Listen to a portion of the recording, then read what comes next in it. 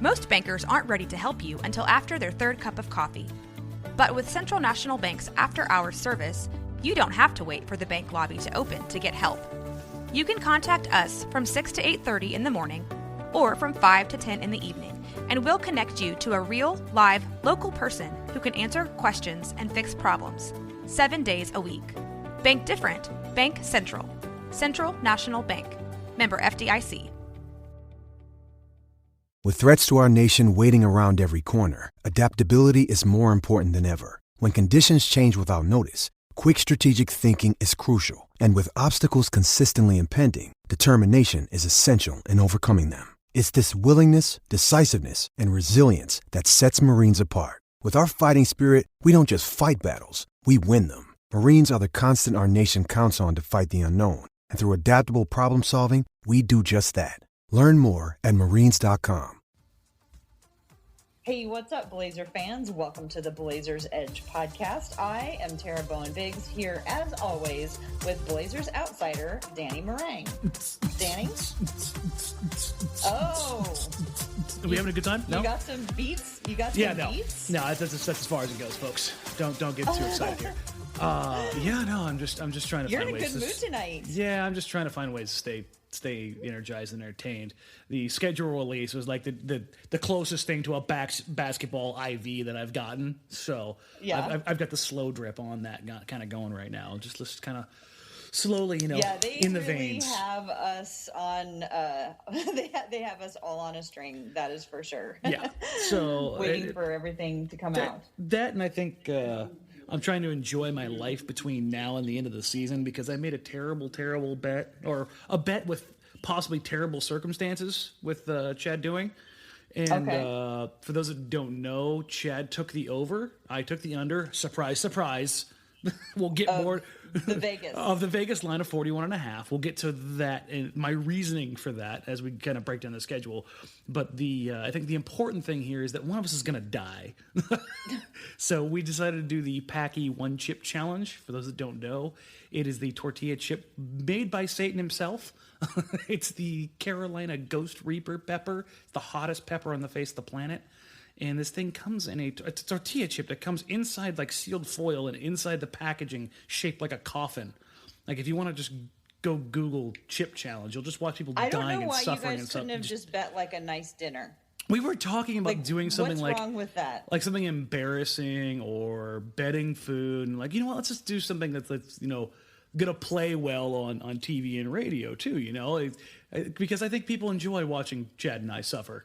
So I was like, you know what? What about the chip challenge? It was hilarious. He watched the video and was immediately like, yeah, let's do this. So one of us at the end of the season. That's what happens when I let you out on your own, Dan. Yeah. So one of us at the end of the season is going to be in a rough place. Honestly, I kind of hope it's me that does it, because if it does stick to the under pretty heavily, I think Chad said the Blazers would win more than 44 or something like that was another line that he took. And if they don't get over that number, Chad's participating in the naked bike ride.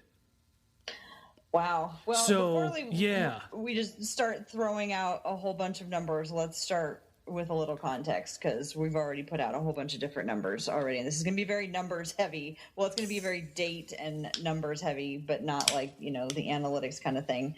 But you're right. The Trailblazers, for the whole NBA, all of the schedules came out after the slow trickle of news, where first we learned that the Blazers were going to be the opening game for LeBron in a Lakers jersey. So the there's Lakers. That. And then they're going to be playing the Utah Jazz on Christmas. And then a few days later, the entire schedule came out. And I have some theories. Possibly, I might even say conspiracy theories. Yes. So I don't know.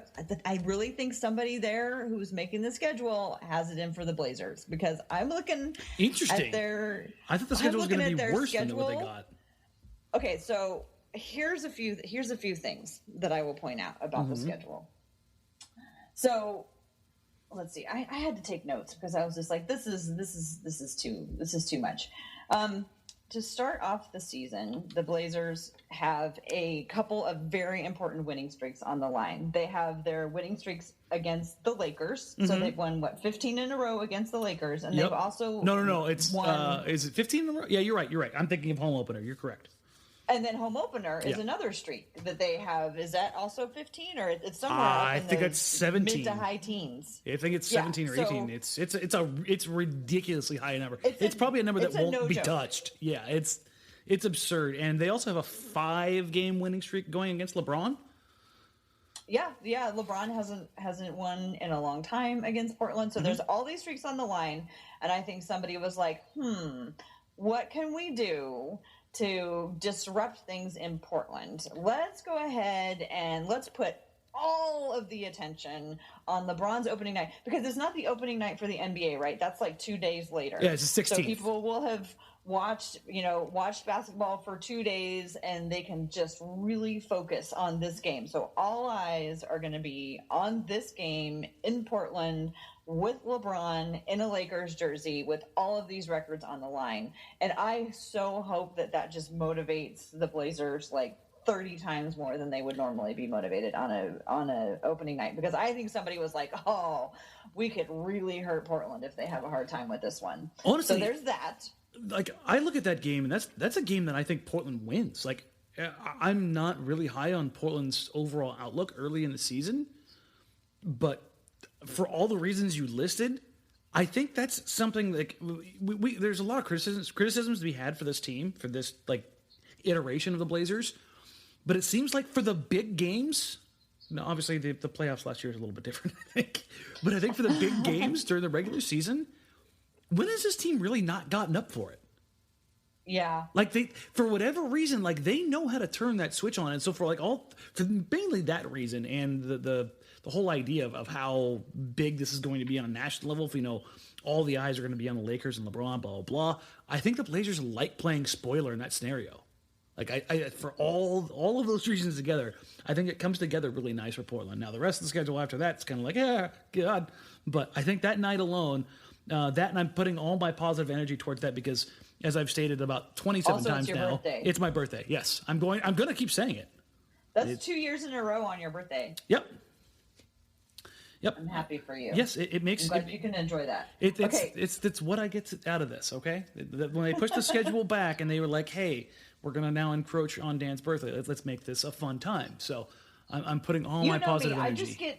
I just get super nervous for these types of situations. I guess it's like the mom in me. Like, see, these are the ones that I think I can't relax. They're the best in. It's kind of funny that we look at these so differently when we look at. We do look at them very differently. When we look at the whole situation so differently, this would be the one I would think that we would meet in the middle on and work like completely opposite on it. That's so random. All right, so what are your other thoughts on the early parts of the schedule here? Okay, so there's another phenomenon that I think is working against the Blazers on this schedule, and they're what I call the ha games, because they're home away, home away, home away. So there's 2 different parts in the schedule where the Blazers go on the road, they come back home, they go out again on the road, then they come back home, and then they go out on the road again, like all in a row. So in December, between the 12th and the 19th, they play at home, away, like boom, boom, boom, boom. So there's one back-to-back. So they have a back-to-back, and then they come home from that, and then they go away, and then they come home again. So that's bad enough. But then there's another one in the later part of the season in April, to close out the season, when they're playing all Western Conference people who are also going to be fighting with them for the final playoff spots. They come home. They're on April 1st, my birthday. They are at Minnesota. Then they come home from Memphis. Then they fly to Denver. Then they come back home to Denver. And then they go to LA. And then they come back home for Sacramento. So between April 1st and 10th, they have away, a home, away, a home, away, a home. Yeah, so they have. That's why I call them the games. Yeah, that's 6 games and 10 nights. Yeah, and they're flying back and forth. Yeah, I know, and there's no. I'm saying it's 6 games and 10 nights, and there's one back-to-back with 1 day off in between the rest of them. And it's at the end versus all Western Conference people who they're, except for Sacramento, maybe, that they're going to be, likely in the hunt for if as long as they're still in the hunt at that point. Yeah. So I think some person was like, how can we make these? I haven't gone over everybody else's schedule. I suppose other teams may have the same thing. But right now, I'm just in my feelings about it for Portland. So. See, those ones don't bother me as much because those are better than, like, those home and road back-to-backs, I think, are better than easy for you to road say? back-to-backs. I don't. Well, I see what you're saying because you're flying anyway. If you're on the road, you're flying anyway. Okay, Yes. I have another one. There's another portion of the schedule that gives me concern, and that is the month of February. The 7-game road trip. What would be a 9-game road trip if not for Golden State? Right, Yeah. and the All-Star break. Mm-hmm. So basically between February 10th and March 5th, except for one game in Golden State, they are out of town the entire time unless they decide to come back home for All-Star break. And why would you come back to Portland in the middle of February when you could go somewhere where there's sun or play an All-Star game as Damian and CJ will? So yeah, between February 10th and March 5th, they are on the road essentially. So that is brutal. And then my final portion of the schedule that I am tense about, let's just say, is right around Christmas time. That is also incredibly brutal. So that's the roughest stretch of the schedule for me. That they're in Portland where they play Dallas on the 23rd, and then they have to fly on Christmas Eve so that they can play in Utah on Christmas. A late Utah game. The late game, and then they have a day off, and then they fly to the Bay Area to play the team from the Bay Area, and then they come back home, and they have to play that same team again. And then a night later play 76ers. And then you play the 76ers, and then on New Year's Day, you're in Sacramento. You have to spend New Year's Eve in Sacramento, and I'm sure it is a lovely, lovely town. And I think we should probably ask Isaiah Thomas about that. They're in Sacramento. Yeah, I think we can all be glad that they were in Sacramento on New Year's Eve. But I just feel like these guys really got the short end of the stick, and that doesn't even count like the whole thing about them. If I'm coaching a college team, largest schedule. If I'm coaching a college team, like I can't think of a better place in the NBA to have my team spend the night than Sacramento. Than Sacramento. Yeah, like of all the NBA cities, I'm like, where would I rather have them spend the night? Like Sacramento, Utah, or San Antonio? It's like one of those 3 cities. It's like perfect. That's exactly where I want them. Yeah, I mean the only good part I think is like at the end of it, right before that brutal April. Like March looks pretty good because it looks like they're probably going to be playing a lot of teams that they're not competing with so much. But otherwise, yeah. Okay, yeah. So sorry. That is all my that is my thoughts. That's your breakdown on it. I get you. So in order to make the bets with Chad, I have basically the first 3 months of the season not going Portland's way. Like I think they come out of October up above 500. I think November's a rough month. I think December they're just going to get their ass handed to them. I think that it's just not good. Like December is a brutal stretch, and I know that people think that the road trip in February is pretty bad. The thing about that is there's a couple reasons that kind of go into for me. I think that they will be better than people are anticipating.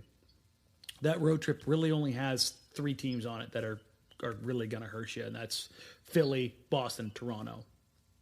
You don't have to worry about Cleveland really anymore. The other thing is... Yeah, I mean, they play Golden State right before the break, but you're talking about you're right after they come back from break. Okay, well, that's their longest road streak. Yeah, it's a seven game roadie. And here's the thing, Tara. When have this iteration of the Blazers played their best basketball every single year? They always play it right after the All-Star break. So, like, I'm looking at that. Even though it's a 7-game roadie, the team's coming off of a week's rest, so it's not going to be like, they're playing on tired legs. Now, they could be off. They may not be in rhythm, and that could end up just backfiring completely. But they're going to have rest. It's a time of the year when this team has played stellar the last 3 years. You've got a mixture of opponents there that probably aren't going to be very good. And then it really picks up after after that in March too. Yeah, and here's the crazy thing: as much as I have Portland really struggling in the early season, and as tough as March looks, this flies in the face of everything. But I actually have them as March is their best month of the season. Yeah, I don't think March looks that, in my opinion. March doesn't look that. I mean, I'm just looking at the little W's and L's I wrote by the thing, by what I think that they're going to do, and I had March going pretty well for them. I had Portland going 10-5 in March. It's their best month. That looks like about what I have too. Okay, so what was the number you ultimately landed on for total wins? Okay, so I had two different numbers. Okay. So I have the one number where I just woke up one morning and I was like, oh my God, the Blazers are gonna win 36 games, and that was just that was the universe just telling me this is what the universe is telling me. So, but remember, my universe is aim low. What is it called? Under promise, over deliver. So my universe is under promise, over deliver. So that's why one morning I just woke up and I was like, oh my God, the Blazers are winning 36 games. When I penciled it out and looked at all of it, I came up with 45. So I know that those are really far apart. That's a wide range. I know. So I've got my gut, or I have the universe telling me 36, and I've got my gut telling me 45. And I'm going to guess that you're somewhere in the middle. So I too have multiple numbers. So as we talked about over the last couple of weeks, I run my simulations. And I do my hand pick.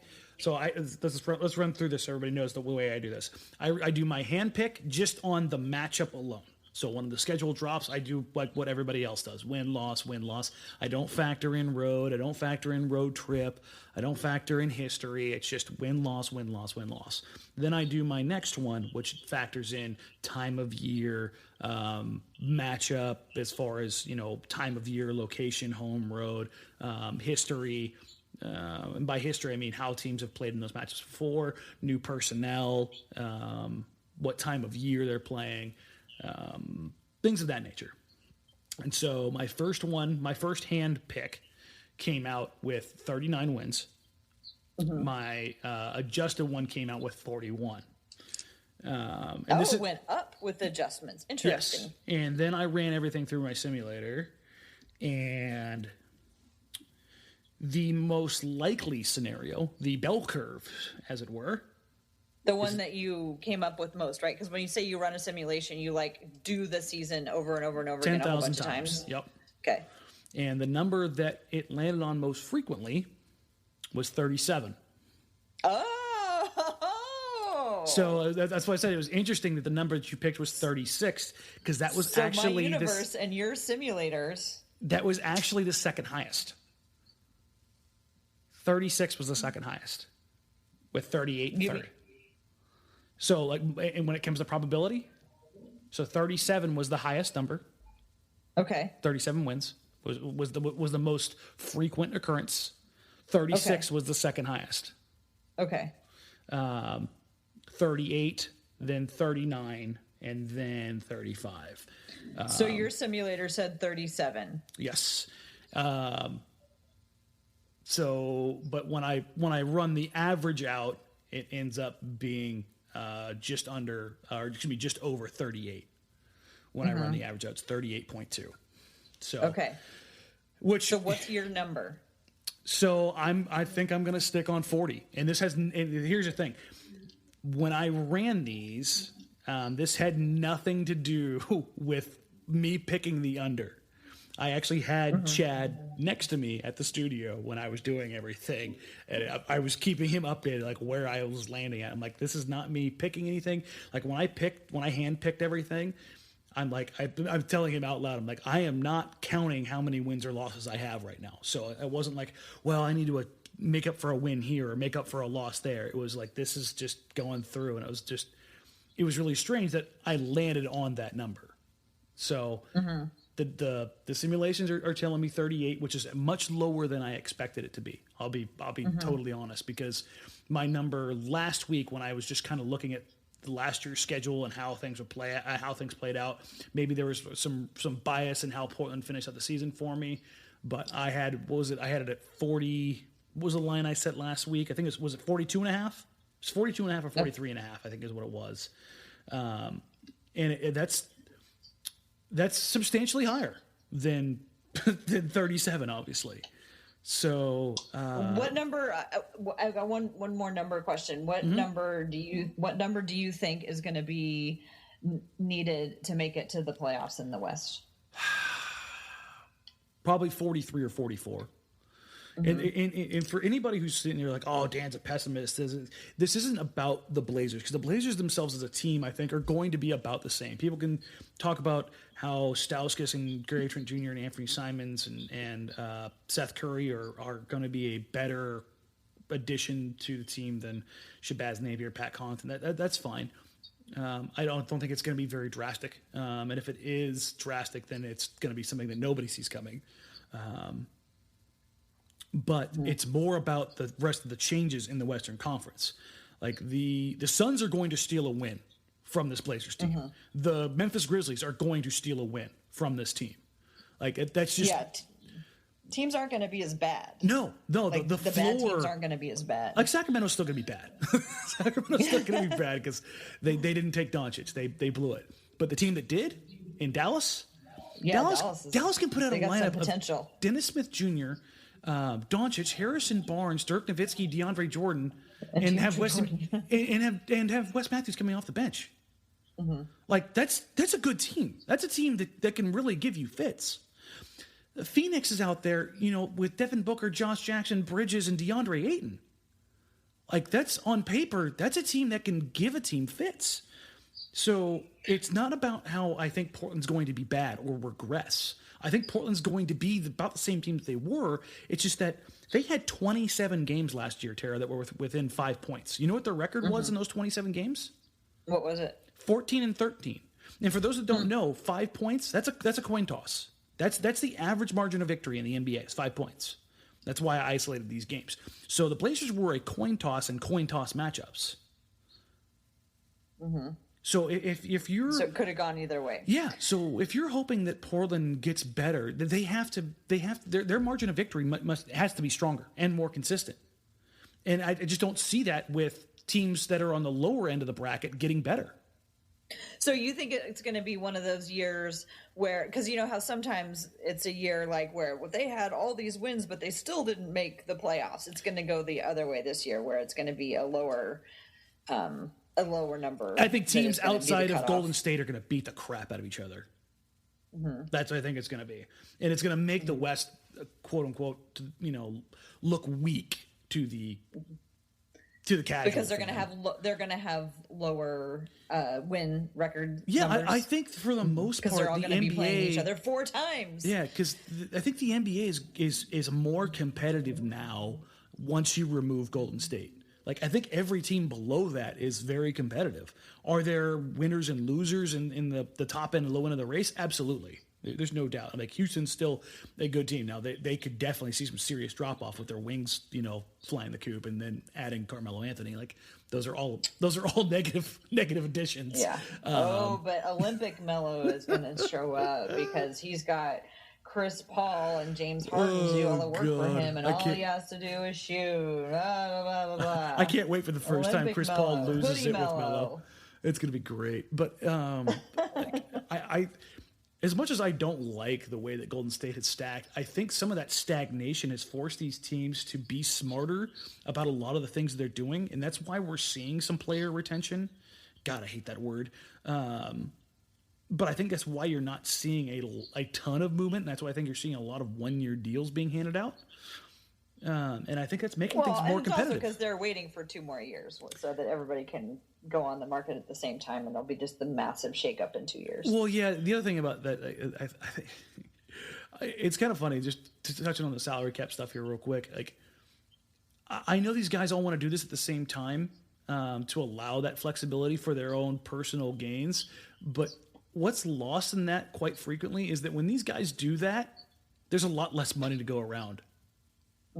And I think that's going to cause some really weird changes around the NBA again. And I don't think things are going to go the way that people expect them to. But that's not for right now. This is about wins and losses. Let's go with this, Tara. How many wins do you think it's going to take for the 8th seed to make the playoffs? Yeah, that's why I asked you, because I don't know. Your gut feeling. Like, where are you going with it? Well, I think what you said makes a lot of sense. Low 40s. Yeah. Now, I mean, I think there's going to be, like you said, a lot of teams beating up on each other, and a lot of teams who are, have the, it's. I just keep going to everybody in the West has to play each other at least 3, but mostly 4 times. And that's going to add up so fast. And there's no nights off. Like, even if you talk about a team like Sacramento who does weird things, how tight has Sacramento played Portland over the last couple of years? With or without Boogie? Like, those games have been just a complete circus show. It's always a good game against Sacramento. At bare minimum, it's been entertaining because, you have the Willie Cauley-Stein game. Remember that game? He just went absolutely ham. I mean, that's how Portland plays. There's always one player that goes off. They always let one person feast, and then the job is to guard everybody else. And whether or not the Blazers continue to play like that, I'm really curious to find out.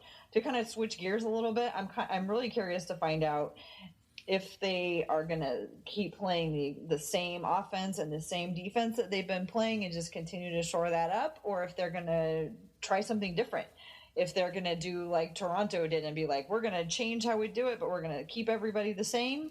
Or if they're just going to keep doing the same thing. I feel like the way that I feel like the league is going in a different direction and Portland is kind of holding fast. I'm not saying that they're like falling behind or everything, but they're like sticking with this one thing that they've been working so hard for several years to perfect.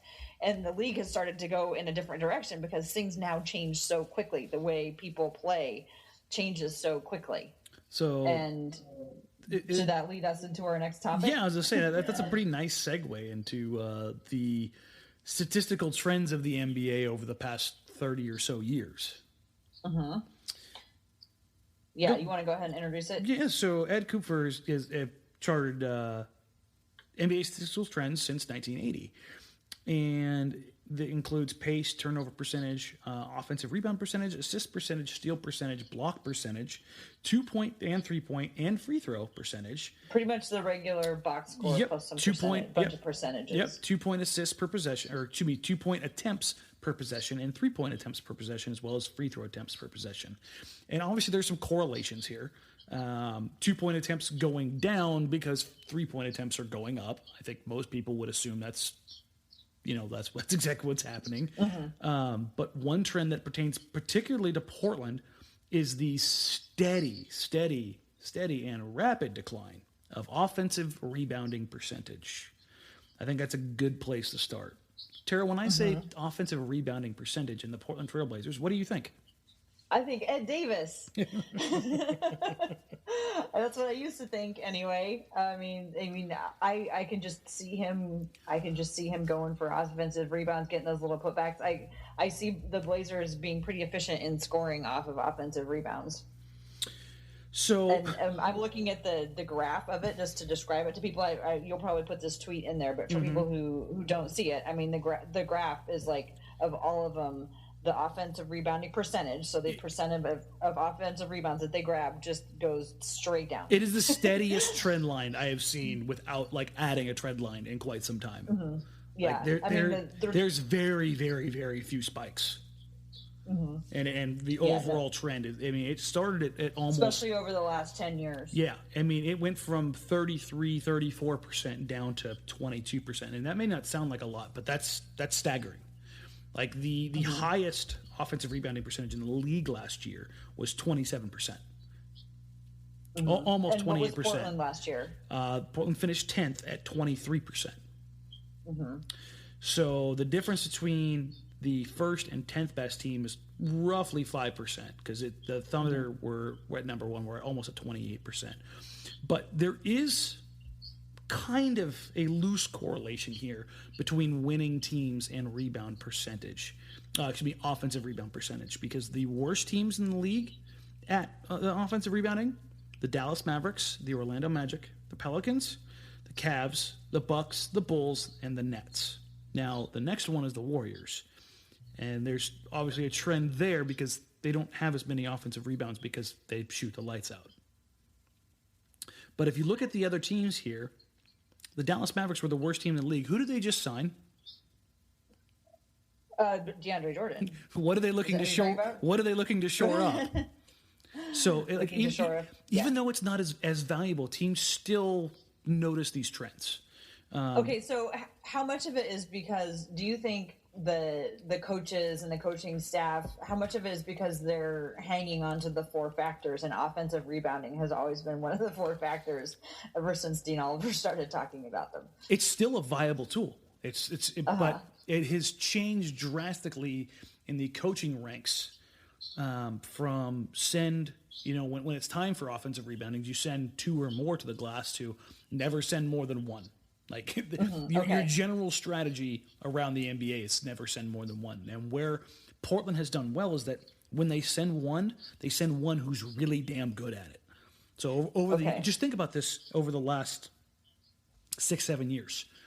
Joel Freeland, Robin Lopez, Yusuf Nurkic, Ed Davis. Like, the Blazers have had somebody who is really, really, really good at securing and getting to or tapping out offensive rebounds. Like, think about, what do you remember Robin Lopez most for? Well, for his free throw routine. But then after that, for him just be hanging around close to the rim. Tipping out rebounds? Mm-hmm. Like, he was the master of the tip out, kick out three, rebound and three. Right. Like the accurate tip out rebound. It was fantastic. I remember, like, Joel Freeland. Every time he seemed to get an offensive rebound, it led to the assist and field goal percentage rate on a Joel Freeland offensive rebound. It's probably one of the highest in NBA history. Like, it was absurd. It seemed like every time he grabbed an offensive rebound, it was like, oh, there's 3 points. Like, it was almost always a offensive rebound for Freeland, kicked out to the backside to Wes Matthews standing there ready to can a three. And it was one of my favorite things of that era. It was like the one thing you could count on every night was a Joel Freeland offensive rebound kick out three. It was one of those, like, totally random things that was always fun. Right. Well, but this goes back to my question of, are the Blazers going to change? Are they going to continue to rely on offensive rebounds more so than the other 2/3 of the league? Now that Ed Davis is gone, are they going to hope somebody else steps into that, or are they going to come up with another plan? What do you think? I think that's part of Terry Stotts' strategy, is to get a fair amount of these per night. So where they are lucky is that Yusuf Nurkic is very good at this as well. Nurkic actually led the team in offensive rebounds last year at 2.4. Ed was at 2.3. Now, as a percentage, Ed pulled down more. Obviously, Nurkic is pulling down 0.1 more, but he's also playing 7-8 more minutes, has more opportunities, yada, yada, yada. But Nurkic is a very, very good offensive rebounder. Beyond that, it's... So when Nurkic isn't in, because that's when Ed came in, is when Nurkic wasn't exactly.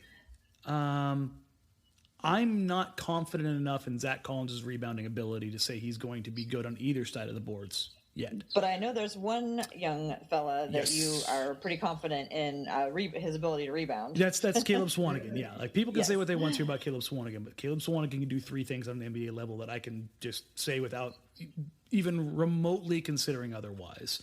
And that's, he can rebound the ball, he can set screens, and he can play make. And if he can find a way to be a shooter somewhere, to be consistent somewhere else other than those three places, then he can be good. Like, but not just by good. I mean, he can be in the rotation. Mm-hmm. So that may be a spot that Portland looks to gather back those rebounds they're losing from Ed Davis. But there's also the chance that Portland plays Jake Layman at the 4. There's also a chance that Al-Farouq Aminu plays some more 4. Now, Aminu rebounded very, very well for his size last year. He was actually 3rd best on the team in offensive rebounding. But if you look at his total rebound numbers per minute, his rebound rate, like, it's great for his size and for his position, but he's not up there with, the top rebounders in the league at that position. People can be excited about Zach Collins. I hope he gets it, but typically guys that have the ability to offensive rebound, regardless of how long they're out there for, they just do it. You know what I mean? When you see somebody who's a rebounder, DeAndre Jordan's a rebounder, Zach Randolph is a rebounder, Kevin Love is a rebounder, Ed, Yusuf, like those guys gobble it up regardless of how long they're out there. And I just haven't seen that from Zach yet. So I'm waiting on that. Now, Caleb, every time we've seen that dude on the floor, he's just gobbling up rebounds. So yeah, it's one of those things where I'm totally happy with that. So in terms of other statistical trends since 1980, are there the one that I want to end up talking about is the free throw attempts per possessions, because that has gone down a whole bunch. But do you want to talk about any other ones before we get to there? Like you said, it's like pretty obvious that the 3-point attempts per possession have gone way up. 2-point possessions have gone way down. The 3-point shooting percentage took had a big trajectory up until about the 2000s, and then it's kind of evened out at a much higher rate than it was in 1980. Free throw percentage is staying pretty steady. Free throw percentage is just one of those gradually. things. Yeah. Free throw percentages are kind of all over the place. Steals have slightly dipped. Blocks have slightly risen. Assists pretty much the same. Should we just go to the free throw attempts? The only other one I would say is that I think it's a little bit interesting that the block percentage has been a steady rise, because if you think about it, well, this will kind of lead into free throw percentage or free throw attempts, is that if the block percentage is going up and free throw attempts are going down, it's kind of interesting. Does that mean people are getting better at blocking shots, or are the shots that are 2-pointers less contested, and that's why you see the field goal percentage? Because that's the other one that jumps out a ton, is the 2-point field goal percentage is up significantly, the highest it's been since 1980. Like it's not even close. So it's strange to see those correlations pop up. Obviously, if you're making more shots, then there's less free throws, because the free throws are actually taking away from the 2-point field goal percentage. So, but when we talk about the value, I think, of free throws, because the attempts are dropping and because they are, quote unquote, the easy points, the more valuable easy points that you can generate on a non-shooting night, I think it's important to realize that those that can generate free throws do it at a significantly higher rate than most others around the league right now.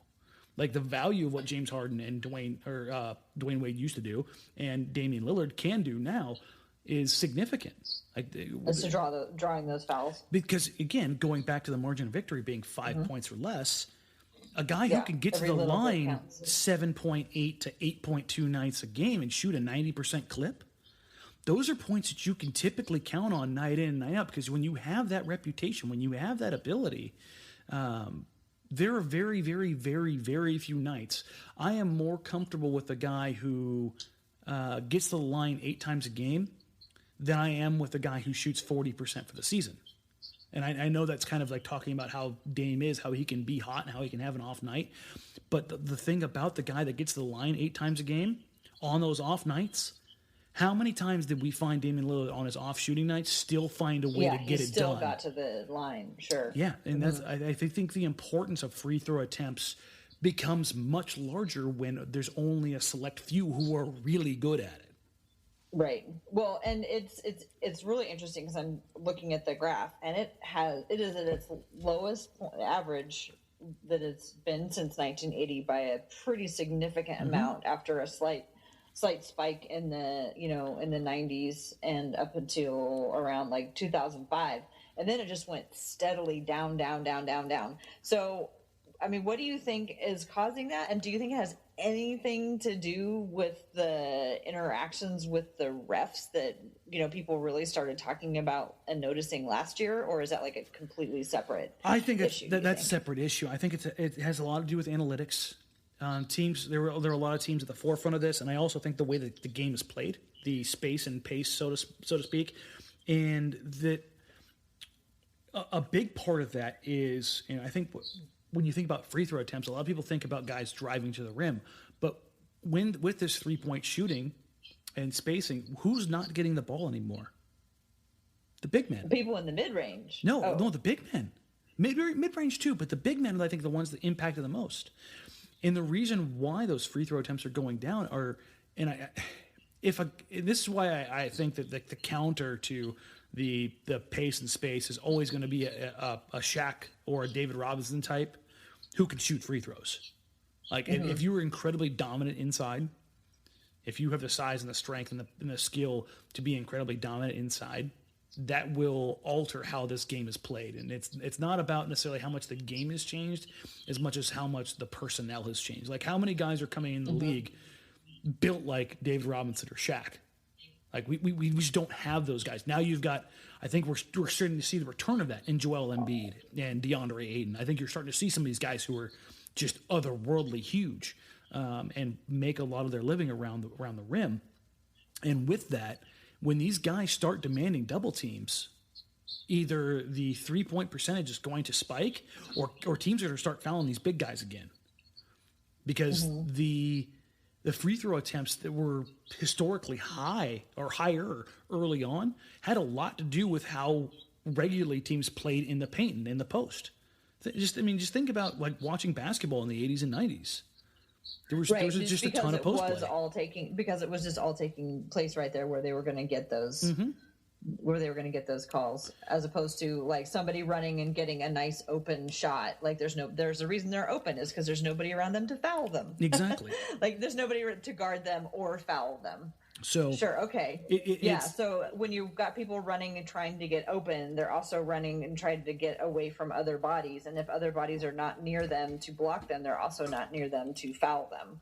Exactly. So okay, that makes sense. So there was on CJ's, let's see, I think it was on his latest podcast, he was actually talking about his ability or actually inability to get to the rim. And he was talking about what it is he's going to be working on this year. And CJ called out that he was like, yeah, I need to get better at doing that. He talked about getting better at, and we've talked about it before too, about that. And then just spending a lot of time this summer studying angles and learning about angles so that he can further exploit all of those. So we'll see if that comes to fruition. I mean, you wrote a piece this weekend about CJ, and I think I got the gist of it. And since I have you here, I want to make sure that I can ask you to make sure that I understood. So here's what I believe you were writing in this article about CJ, which was called, "Will the real CJ McCollum please stand up?" or something like that, right? Yep. So I think this is what you're saying. So CJ had a great year in 2016-17. Like, it was such a great year that there are very few and very elite players who ever had such a good season. Yep. Yeah, number wise, like with the amount of shooting and the accuracy and the efficiency 48, 42, 91. Right. So I think what you're saying is that CJ is at the top of his game. Like, waiting for him to get better isn't going to move the needle as much for the Blazers as improvement from other players. Like, he's at his ceiling. He may be able to get a little bit higher, but thinking that his improvement is going to be what moves the needle the most for the Trailblazers is we need to be looking elsewhere for something. I think that was what you were getting at in your piece. Did I miss something? No, the only other thing is I would say that people need to appreciate McCollum for what he is. And I know how weird that sounds coming from me because I've been an advocate for trading him. Just because I praise a guy doesn't mean I also don't think that he's the best fit or the perfect fit. It also doesn't mean I think he's a perfect player. Like, reading some of the comments that I've gone back through, there are people like, well, you're not, accounting for his free throw rate or free throw percentage. I'm like, I know, folks, I've written about his free throw rate. But what I'm talking about is that as far as shooting goes, there are very, very, very few players in NBA history with the offensive workload that CJ McCollum has that has been as efficient as he has been from the field. To take over 15 or 18 shots a game and still shoot at the level that he's shooting at is absurd. And so to expect CJ McCollum to return to that 2016-17 form, which is otherworldly as far as shooting splits are concerned, it was the difference between a couple points. Like, so, I mean, his quote unquote down season that he could get. Yeah, the quote unquote down season that he had last year to get from there to where he back was at 2016-17, it's not that big of a difference. Like, he's still shooting ungodly good. Like, just take that and appreciate and realize how good, like, his shooting ability and prowess is. Be critical of his shortcomings. That's fine. Like, that's not what I'm saying. I'm talking about when people say, well, if CJ returns to his form of 2016-17, why? Like, I understand you want him to, but what about the history makes you think that he's going to return to one of the greatest shooting seasons we've ever seen? And I think also that you're saying is that if he does, the amount of extra points that is going to lead to isn't significant. Isn't going to be significant enough. I mean, it's going to get him closer with all those 5-point games, but it's not necessarily going to be such a big leap that it's going to take him over the top.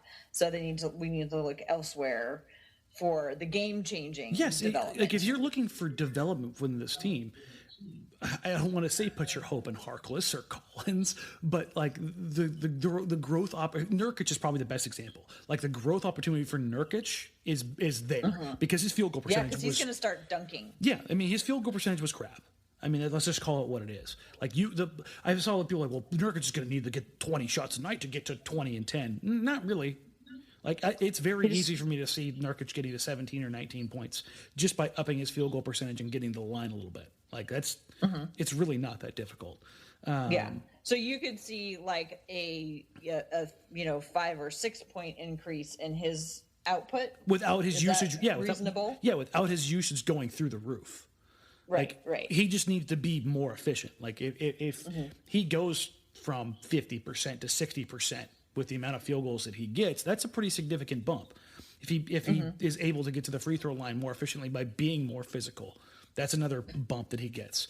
I don't think it's hard by really any stretch of the imagination to imagine Nurkic being a 17 to 19 and 11 guy this year. Like, I think that's kind of the bar of where he needs to be. If he's not there, then Portland's probably in trouble. Right. But as far as CJ goes, it was more. It was what I went into that was twofold. Was let's appreciate him for what he is. He's a damn good shooter. Second of all, let's probably stop looking towards him and Dame to be the guys to take another leap. Like, Damian Lillard taking a leap last year. I've seen people say that Dame still has the ability to go further. That'd be great, but expecting him to go further, you're talking about MVP level production for an entire season. And I love Damian Lillard. And if he's able to do that, by God, he will go down as probably the best trailblazer in Blazer history. But to expect that level of growth or assume that level of growth is a little absurd to me. Like, if you're looking for growth within this team, you need to look at places other than those two guys because they are pretty much giving you everything at this point. Right. Well, it makes sense to me, and it kind of sounds like too you're going into that sort of protective mode where you're trying to protect their expectations. That, you know, if they play like they did last year, that people shouldn't think that they are letting us down. Yeah. And I don't think they will, because I mean, the way they played last year, even if it wasn't at, you know, CJ's 2016-17 season, you know, the way they played last year, if they can maintain that, you know, that'll be a good thing. And then if everybody else can add a few more points, that's more significant than either one of them being able to just like squeeze out another point or two. Yeah, I mean, I don't know if it's protective is more of just maybe it is protective. I think it is. I think part of it's a kinder, gentler Papa Bear dance. Yeah, and I think part of it is that the understanding that not just the protective side of it, but like the statistical side of it, like the analytical side of this is like your return, your rate of return, you know, is limited. Like you have diminishing returns once you get to a certain level. Well, and the way that we've talked about it tonight helps me see that, like, CJ scoring 2 more points, you know, averaging 2 more points is going to be harder and less impactful than 3 other guys improving by 2 points each. Yeah, exactly. You know what I mean? or 1 point each, even if they just, increase it by a little bit, that, that if the focus is more on getting them to be able to up their production. And it's not so much, like you said, with Yusuf Nurkic, it's not so much for that they need more opportunity. They just need to capitalize on the two opportunity that they're getting. And then we'll see what happens when Stauskas and Curry come in the lineup. Mm-hmm. That's pretty much the long and short of it. But yeah, okay, so I didn't get to this part of it when we were talking about it earlier, because you need to be on record. You have to have the one you can call back to. Now seeing the schedule, considering health for everybody, do the Trailblazers make the playoffs? I don't know. I can't make that call. I don't know. Well, how many wins do you have them getting? I'm not going to say. What number are you going to land on? I have two numbers. I'm not going to choose. You can't make me choose. I'm either 36 or 45. Whoever's closest. So I say 36, you say 40, I say 45, and whoever's closest wins. Oh, well, I'm glad I took the mean there. Well, yeah. I mean, you're usually the one that answers the question, well, it can be both. No. Well, you know what, Dan? It can be both. I can have two numbers. I have two numbers. I have the one that Universe delivered me, and I have the one that I figured out by writing little W's and L's down. You know how ironic it is I'm sticking by it. The number that Universe you delivered you is damn near the same one that my simulations came up with. That's your universe. No, Dan, do you know how ironic it is? Because those are it's way more funny because your universe. You came up with that by running your numbers, because all I had to do was wake up in the morning and it was right there. Well, I mean, the fact you had to use computers and stuff. The fact that your universe is pulling up my numbers. I think your numbers are copying my universe. Oh, and okay. before we recorded this show, you wanted to tell me what your number was, and I told you not to tell me your number. I actually kind of laughed when you said that. I was like, wow, that's crazy, because I figured you were going to go with don't sleep on me, Dan. I figured you're going to go with like 44 don't sleep on 45. Me in the universe. I figured the number you were going to take was 44 or 45. That seems to be the consensus. I think is 44 or 45. I've seen some people like, oh, Blazers win 50, and I'm like, God bless your optimism. Yeah, I don't see a world. 45 is my ceiling if everything goes great and everything breaks exactly right. I think that's the ceiling. So, but I think what, we've managed to come up with an hour's worth of content. One more time, Dan. We did it. We were going to make this a short one, and look what happened. Yeah, we're still under. Even though there's nothing going on, much like the Blazers this year, we're still on. We still have the under. Oh God, that tortilla chip. I think we should wrap it up, though. Yeah, let's go. Go ahead. I think we should wrap it up. Put a bow on it, Tara. Put a bow on it. I think we should just do a nice dinner for whoever gets closest. Okay. Me with my two numbers, and you're with your one number. Okay. We'll have a nice, very civilized dinner. That's fair. For the winner. Should we invite One Wild Walnut, Dwayne Downey, since he won the inaugural 2K League MVP? That would be great. If you can get a hold of him and ask him to come along, then I think we'll have to split his bill. Yeah, how about that? Probably.